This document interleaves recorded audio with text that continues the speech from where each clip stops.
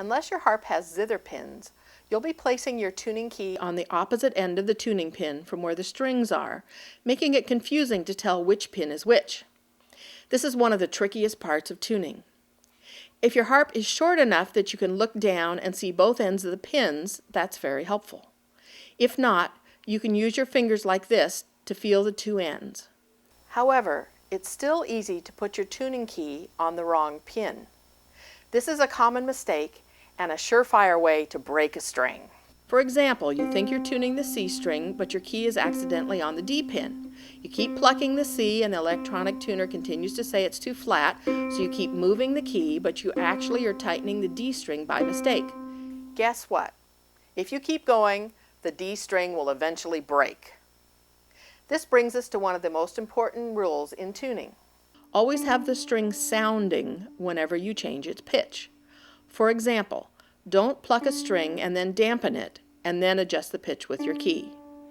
Pluck the string, and while you still hear the pitch sounding, slowly turn the tuning key to change the pitch. If you don't hear the pitch change, you may have your key on the wrong pin. Watching the tuner and hearing the string slide into tune is a great way to help train your ear. My favorite tuning accessories are the sets of rubber rings that you can purchase from us. Designed by Dusty Strings, these amazing rings serve two useful purposes. First, you can slide them onto your Loveland sharping levers to make the colors on the C and F levers more visible. I put them on all of my lever harps and I love them. You can also place them on the tuning end of the C and F tuning pins, and they'll give you a visual and tactile way to tell which pin is which. They come in sets of red and blue, or red and black, or all black. I highly recommend you buying a set for your tuning pins, no matter what brand of harp you have, and also a set for your levers if you have Loveland levers. Before you begin to tune your harp, always be sure that the sharping levers are down or disengaged. Then, start with the lowest, longest string on your harp. Pluck the string, and be sure the lights or the screen display on your electronic tuner show the same note letter name as the string you plucked, indicating you're in the right ballpark.